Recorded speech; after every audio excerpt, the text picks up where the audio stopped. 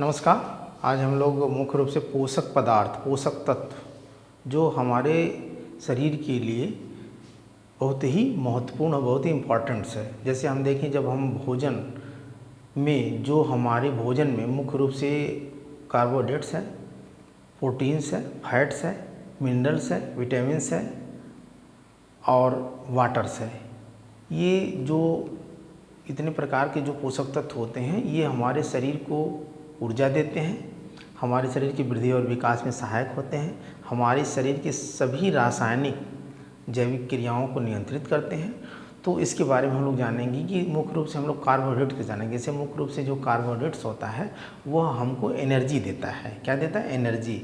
और कार्बोहाइड्रेट जो है कार्बनिक पदार्थ है। कार्बनिक का मतलब जिसमें कार्बन हो और ऑक्सीजन, हाइड्रोजन। इसका अभी देखेंगे मुख्य रूप से जो आप कार्बोहाइड्रेट्स वगैरह होता है, जैसे आप देखेंगे ग्लूकोज जो होता है, जिसका फार्मूला होता है C6H12O6। तो इस तरीके से देखेंगे आप कि जो आपका जैसे आलू हो गया, चावल हो गया, गेहूँ हो गया, यानी अनाज में पाया जाता है, प्लस दूध होता है, मक्खन होता है, चीनी होती है। इन सभी में जो है आपका कार्बोहाइड्रेट्स अधिक मात्रा में पाया जाता है। कार्बोहाइड्रेट्स हमारे शरीर को एनर्जी देता है। अब आप जानेंगे कि 1 ग्राम कार्बोहाइड्रेट्स जो है हमको लगभग 4.1 किलो कैलोरी एनर्जी देता है। और इसी एनर्जी से हमारे शरीर की सारी रासायनिक क्रियाएं, सारी जैविक क्रियाएं जो संचालित होती हैं। कार्बोहाइड्रेट्स हमारे शरीर के लिए बहुत ही उपयोगी है। जब हम कोई कार्य करते हैं तो हमको थकावट की महसूस होती है, तुरंत हम जो है कोई ऐसा प्रोडक्ट ले लेते हैं जिसमें एनर्जी हमको मिले, जिसमें ग्लूकोज मिले, जिसमें कार्बोहाइड्रेट्स हो। तो इस तरीके से एनर्जी हमको मिल जाती है। तो अब देखेंगे, अब ये भी जो कार्बोहाइड्रेट्स की क्लासिफिकेशन, इसके पहले में जो आप लोग पढ़ा था कार्बोहाइड्रेट्स में, जैसे मोनोसैकेराइड, डाइसैकेराइड, पॉलीसैकेराइड। तो मोनोसैकेराइड में मुख्य रूप से जब ग्लूकोज का एक ही अणु होता है तो उसको मोनोसैकेराइड, जैसे इसमें मुख्य रूप से आपका ग्लूकोज और फ्रुक्टोज और ग्लैक्टोज ये आपका होता है। तो ये जो आपके होते हैं ये आपके मोनोसैकेराइड्स हैं। और दूसरा है सुक्रोज, लैक्टोज, माल्टोज, ये आपके डाइसैकेराइड, जिसमें एक से अधिक जो है ग्लूकोज के अणु होते हैं, उसको डाइसैकेराइड्स कहते हैं। तो आपका सुक्रोज जो होता है मुख्य रूप से चीनी, और लैक्टोज जो आपका मिल्क, और माल्टोज जैसे चावल के माड़ में होता है। तो इस तरीके से छोटे बच्चों को भी जब बचपन में चावल का माड़ वगैरह दिया जाता है, क्योंकि भाई उसके लिए जो है उनको अधिक एनर्जी चाहिए। तो इस तरीके से जो है ये आपका अगला है स्टार्च है, सेल्यूलोज, काइटिन, ग्लाइकोजन और हिपैरिन। ये भी आपके जो है डाइसैकेराइड, पॉलीसैकेराइड है। स्टार्च का मतलब जो मंड होता है, जो मोटे अनाज वगैरह में मिलता है, तो इसमें भी आपका पॉलीसैकेराइड। सेल्यूलोज जो सेल वॉल होती है, जैसे पत्तियों की या पेड़ों की, तो उसकी जो सेल होती है, पेड़ पौधों की सेल होती है, तो उसकी जो उसका भित्ति जो है सेल्यूलोज की बनी होती है। तो वहाँ से मिलता है काइटिन जो आपका होता है एक तरीके से जो आपके कीड़े मकोड़े हैं या मछली का जो ऊपरी त्वचा है, या हमारे शरीर के भी कुछ ऐसे काइटिन प्रोडक्ट्स होते हैं जो होते हैं। तो ग्लाइकोजन में जो हम शरीर, हमारी जो है हमारा लीवर्स है, हमारी मांसपेशियां हैं, जब हम खाना खाते हैं तो हमारे शरीर के कुछ आर्गन्स जो है भाई क्या करते हैं, जैसे इंसुलिन वगैरह क्या करती हैं कि हमारे शरीर के ग्लूकोज को ग्लाइकोजन में कन्वर्ट कर देती हैं, और फिर धीरे धीरे जो है वो ग्लाइकोजन से ग्लूकोज में मिल करके हमको एनर्जी देता रहता है। अब वही स्थिति होती है जब इंसुलिन वगैरह नहीं निकलती है, तो वो डायरेक्ट ग्लूकोज हमारे ब्लड में चला जाता है, और फिर वह जो है ग्लाइकोजन में एकत्रित नहीं हो पाता। जितना हम ग्लूकोज बनता है पाचन के द्वारा, वह ग्लूकोज धीरे धीरे ब्लड के रास्ते, फिर वो किडनी जाके छन करके पेशाब के रास्ते बाहर निकल जाता है।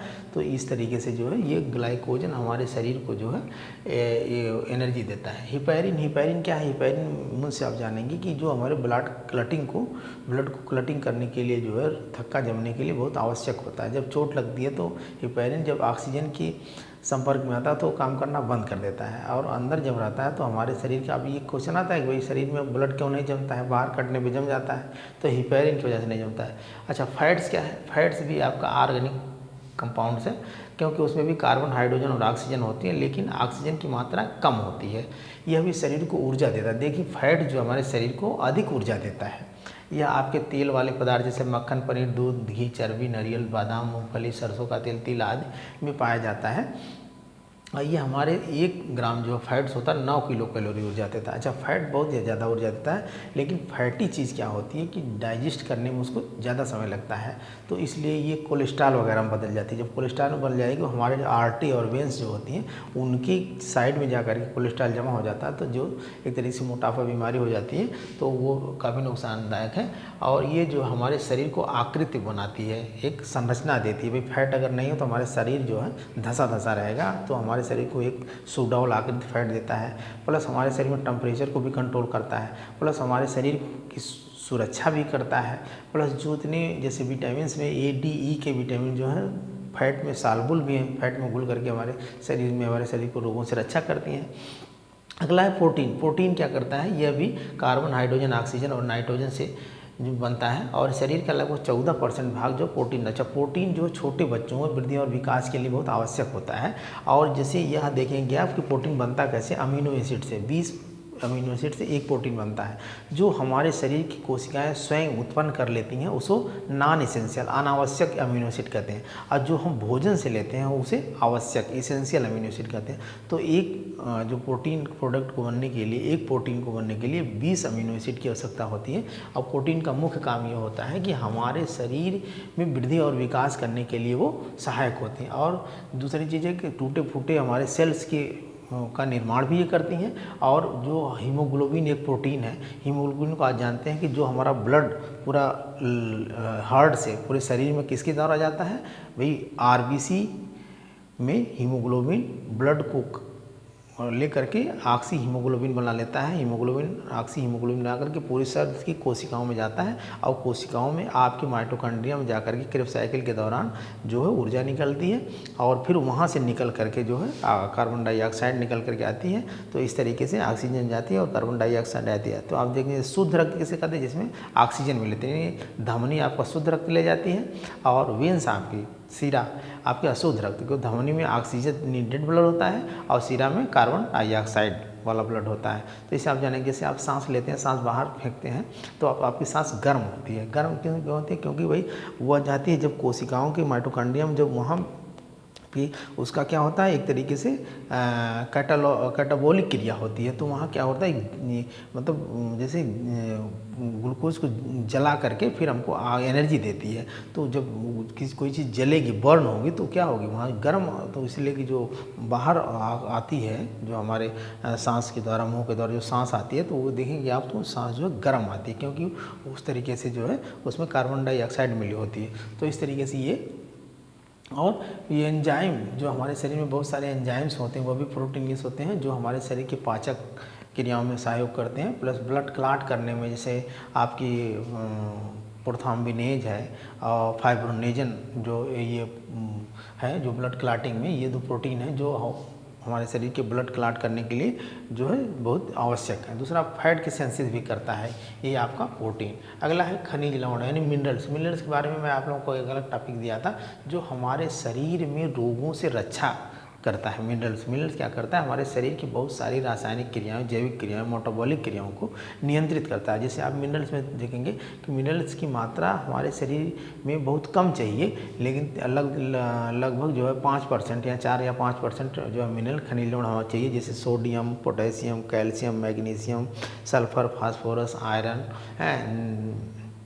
Cobalt, zinc.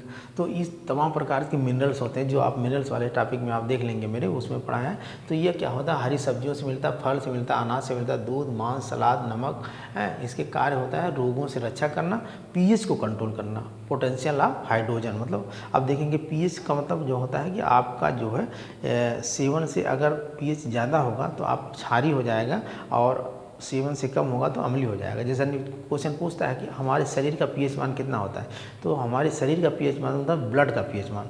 तो ब्लड का पीएच मान होता है 7.4, तो हमारा शरीर का पीएच मान क्षारी होता है, 7.4 होता है। तो इस तरीके से ये जो आपका खनिज लवण मिनरल्स आपके बीपी को भी कंट्रोल करता है।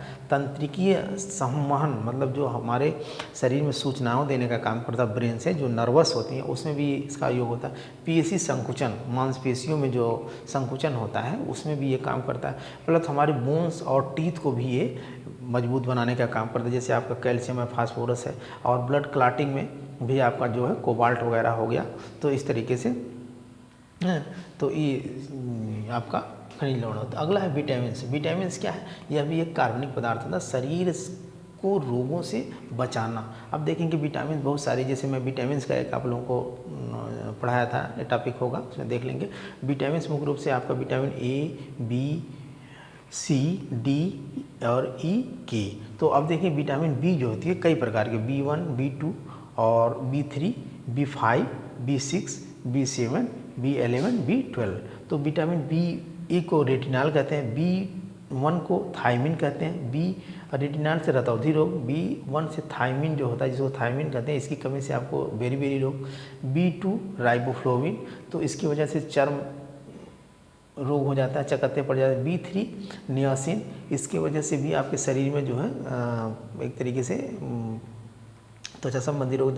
B5 पेंटोथेनिक एसिड, इससे लकवा वगैरह की जो शिकायत हो जाती है। B6 पायरोडॉक्सिन, तो इससे भी आपके त्वचा संबंधित। बायोटीन और ये B11 फोलिक एसिड, जो खून की कमी एनीमिया नामक रोग हो जाता है। B12 को साइनोकोबाल्मिन, जो आपका ब्लड के लिए जो है हमारे शरीर में जो है ये B12 हमारे शरीर की स्मॉल इंटेस्टाइन के कोलन में जो है B12 विटामिन भी जो है बन जाता है। और विटामिन सी जो है आपका एस्कॉर्बिक एसिड, जिससे एस्कर्बी रोग हो जाता है, जो हमारे मसूड़ों से खून आता है, मुंह से बदबू भी आती है, दांत में पायरिया नामक बीमारी हो जाती है। विटामिन डी कैल्सीफ्लोराल से आपके रिकेट्स, सूखा रोग जिसे बोलते हैं, मतलब आदमी सूख जाता है। तो मतलब इसमें मैंने पढ़ाया था पूरा डिटेल में कि किससे इसके स्रोत हैं, सूर्य के प्रकाश हो गए और आपके जो मछली का तेल हो गया, इसे मतलब। विटामिन ई टोकोफेराल, जो टोकोफेराल ये है, विटामिन ई की कमी से आपको नपुंसकता वाला रोग हो जाता है, अजनन में जो है संबंधी दिक्कतें आती हैं। विटामिन के जो उनको फाइलोक्वानिन कहते हैं, विटामिन के मतलब ब्लड क्लॉटिंग करने में आपको दिक्कत होती है विटामिन के की कमी से। और अगला है आपका वाटर। वाटर क्या है? ये वाटर हमारे शरीर का लगभग 70% भाग जो पानी होता है। पानी हमारे शरीर को क्या करता है कि पूरे शरीर में जो है खाद्य पदार्थों का संवहन भी करता है, और पूरे शरीर को जो है टेम्परेचर से भी बचाता है।